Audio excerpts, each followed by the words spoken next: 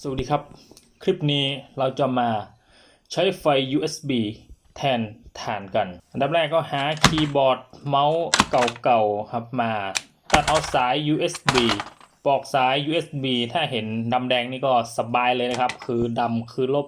และแดงคือบวกนะครับถ้าเจอรุ่นที่ประหลาดหน่อยก็ต้องใช้มิเตอร์วัดนะครับหรือใช้หลอด USB ใส่ตัว Air สัก500 โอห์มและลองแตะดูแล้วครับก็จะรู้ขั้วปลอกสายแล้วทางแล้วเสียบเพื่อถอดด้วยกรรไกรและไขควง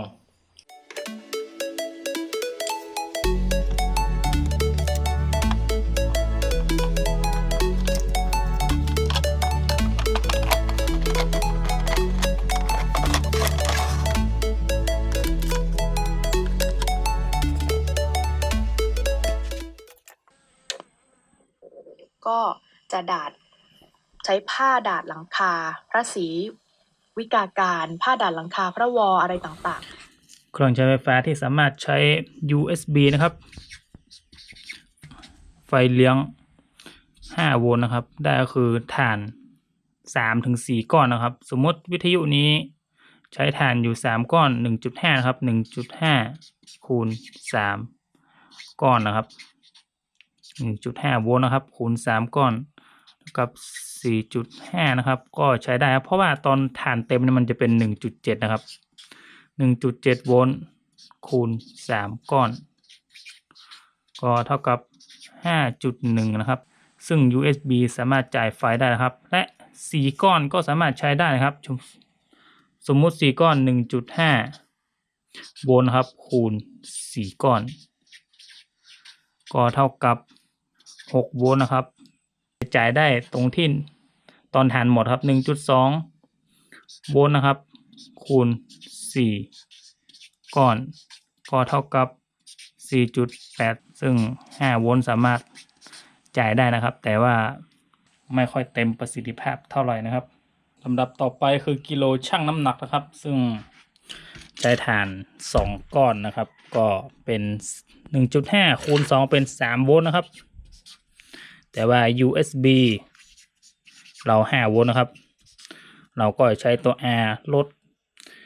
โวลต์มันลงนะครับโดยใช้สูตร R เท่ากับ V หารด้วย I นะครับโวลต์หาได้จาก5นะครับลบ3เท่ากับ2นะครับก็โวลต์ก็เป็น2โวลต์หารด้วย I ก็คือกระแสที่มันใช้งานนะครับเราก็กะเอาครับประมาณ50 มิลลิแอมป์นะครับก็หารด้วย 1,000 นะครับ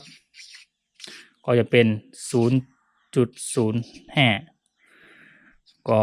จะหารมาเหลือ40 โอห์มนะครับเท่ากับ40 โอห์มแต่เราเผื่อนะครับเผื่อเราคำนวณไม่ค่อยถูกเราจะใช้ 100 โอห์มนะครับเพราะว่า 40 โอห์มไม่มีนะครับและเราไม่ขนานนะครับเราใช้ 100 ไปก่อนนะครับเพื่อป้องกันความผิดพลาดที่เราคิดผิดนะครับ100 โอห์มนะครับ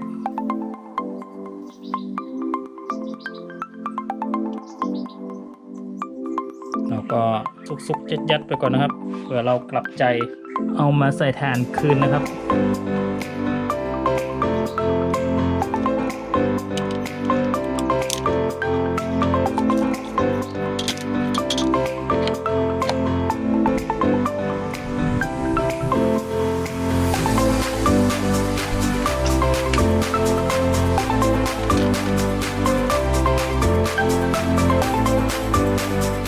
การใช้ตัวต้านทานลดกระแสไฟฟ้า